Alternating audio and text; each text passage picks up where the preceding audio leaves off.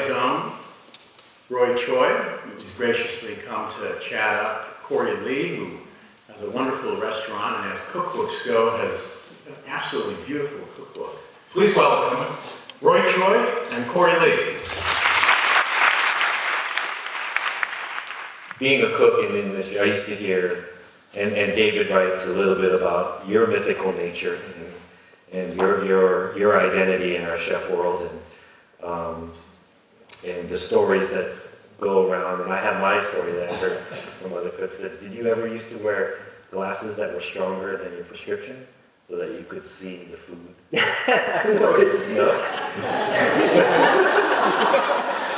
That's the story I've heard.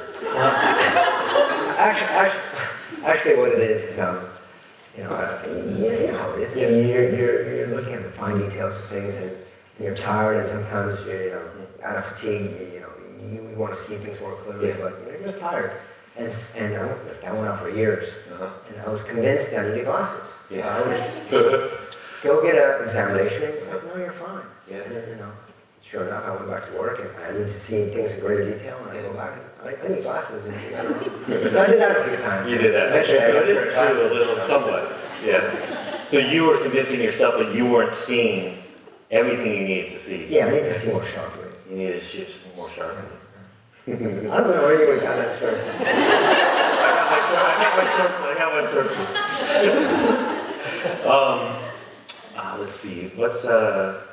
I love this beautiful piece that you write in the book about the quail farmer, and how you write about being lost in your work and almost irrationally expecting others to understand that. That was a beautiful way of putting in words and in context of what a lot of the chefs go through, in a way. Can you describe maybe that and this man a little bit? Sure. Your patience towards him, but also maybe how that has helped you shape your vision of how maybe others have patience towards you or you towards them.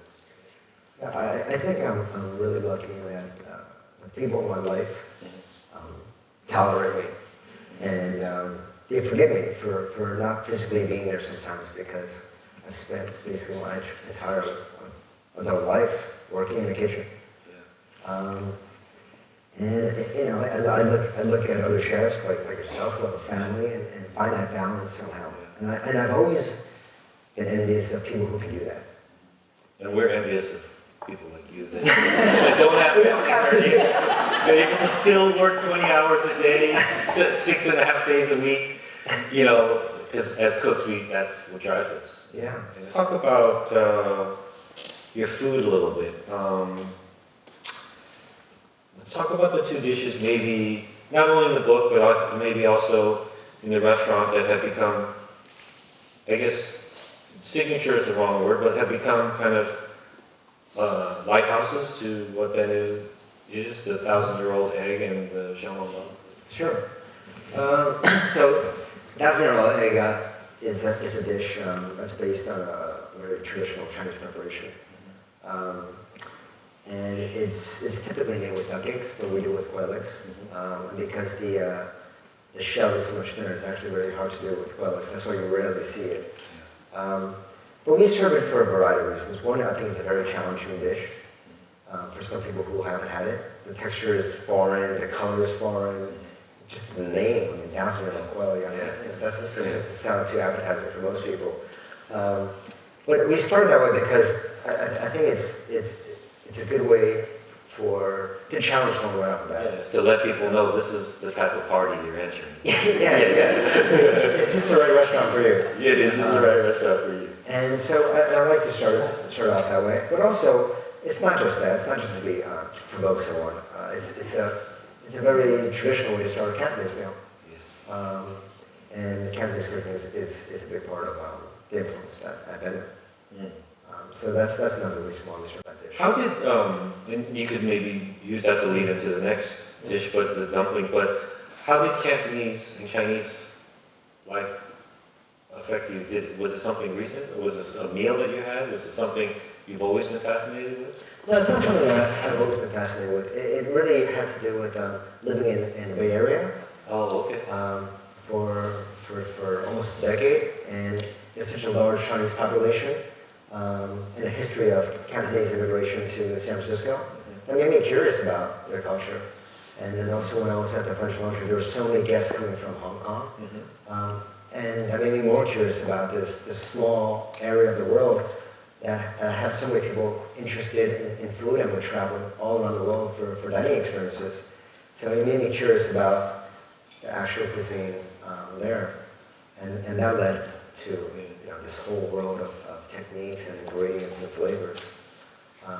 But it's much more deliberate approach or deliberate inclusion than, let's say, the Korean flavors that we use at Benin. I really love one thing you wrote in here too, also of just the quality of ingredients and how Asian food is perceived in many ways in our country, and how we've accepted the lowest common denominator, whether it's dirty fish tanks or frozen food or acrid soy, or and seeing, and even a lot of the dried items you walk through Chinatown, and some of the ginseng and the dried abalones and fungus, they're just, I wouldn't even plant it back in the dirt, like some of them. Yeah. And it's just we accept the lowest level, but then we forget that there is a whole other beauty to all of this. And I really love how you showcase that. I just have a couple more questions. Can you just quickly describe San Francisco to us a little bit, or your life, or your kind of your San Francisco? Yeah, San Francisco is a city that I never expected to live in. But then when I considered living there, it became the only place I can imagine opening venue and living myself. For many years, just I guess being a cook and having worked in New York and having family in New York, I thought when it comes time to open my own restaurant, it's definitely going to be New York. But by that time, I had been living and working in Northern California for almost a decade, and I have amazing relationships with people who supply our restaurant. I have a great group of guests who frequent the restaurant, and I've made great friends along the way and have relationships with all kinds of people and with the land and the area that it just didn't make sense anymore. Would Bennu work in New York? I mean, obviously that's just a hypothetical question, but I think if I had opened a venue in New York, we'd either be out of business, or it'd be a very different kind of restaurant. And the Chinese influence certainly is a big part of venue, but that wasn't planned.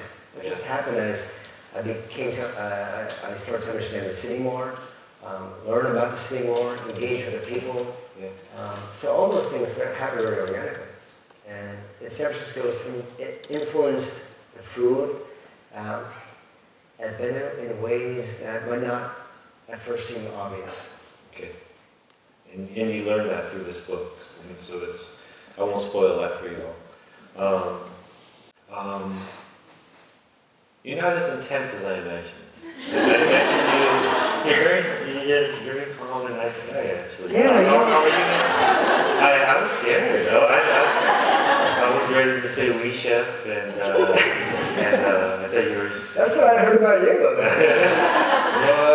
Boy, he's a gangster, and Everyone thinks I'm a gangster, but I'm a Pisces. I'm not a gangster. Well, how are you in the kitchen? Are you? Is it a quiet kitchen? Is it an intense kitchen? Do you talk with your eyes? Do you say things once? No, I don't. I wish I could say things once, but I think that's an impossible thing, and that's part of being a chef is that you're going to be saying the same things your entire career. If you want to be a hands-on chef, you have to accept the fact that you're going to be teaching very basic things to Korean people the rest of your career. And it's about repetition and doing things over and over and training different people on the same tasks over and over. But you have a tight crew now where... We have a tight crew, and I think it's a pretty intense kitchen. Yeah. Over the years, I spent time in a lot of kitchens all around the world, and I'm just looking at it very objectively. I know that we ask a lot of the staff, and it's an intense environment, and it demands an enormous amount of focus and desire. But I still believe that there should be kitchens, or there's a place for kitchens like that. When I was coming up and I was a young cook, I sought that. Yeah. You know, if I heard that there was a chef that was really intense and not everyone, it's not for everyone, but for those that are willing to put in the work and have that desire, they can learn something. That's where I want to be. And I'm not sure if we're successful in that, but I think that's what we strive to be. A kitchen that can offer someone an education, a learning experience, and a set of skills that they can use to get a whole life to. First and foremost, thank you so much for coming tonight. It's been an honor being here with both of you. But my question is, can each of you tell us what your favorite Korean dish is and describe what that dish means to you? I mean, everything in Korean food is delicious. Like I mean, like I don't know how it is for like, you know, other culture, but like our culture, like Korean food is like, there's not like a bad dish in the fucking mix. Like our whole world is built around eating delicious food, finishing everything. But for me, it's you know, it's kimchi jjigae. You know, that to me is like something that you know, I go the range of it all, but I always come back to just a nice hot bowl of kimchi stew and a nice, you know, the rice cooked right, you know, perfect, and just mixing that together, just very simple. Yeah, no, I agree with Roy. I mean, I don't think there's a bad dish in Korean food. Maybe except for japchae. Because japchae is... It can be, that can be very bad, actually, if it's not done right. Or I think our mandu is not as good as like Chinese dumplings and things like that. But obviously that's a question as a Korean chef that you get asked a lot, and it really comes down to the way you eat Korean food. It's not about having a favorite dish, because it only makes sense in the context of the whole meal. I can't think of too many Korean dishes that you eat that and that's your dish. Even with kimchi jjigae, you do it with other things. And it's the balance and the harmony between all these different things that makes Korean food what it is. So it's really hard to go in there and pick out a single dish that's your favorite. But we're more than barbecue. A lot of people think we're a barbecue-centered cuisine, but we're actually not. Yeah. I was wondering if both of you can kind of describe a little bit about the beauty that you see in food and what aspect of it you tend to gravitate towards. You know, is it simplicity? Is it more like traditional or extravagance? I love technique. I really love seeing, even though I'm a street food cook, you know, now, and I cook very simple family-style food, the nerd side of me and the chef side of me really loves seeing a kitchen that is performing our craft and our technique. Even though I don't cook that way anymore, it's really something for me that I look out for, and then I notice, and then I take the time to notice and open the eye to notice, you know, so that's for me. I think for me it's that food is a really basic human need, right? But the way you meet that need speaks volumes about who you are and what your values are.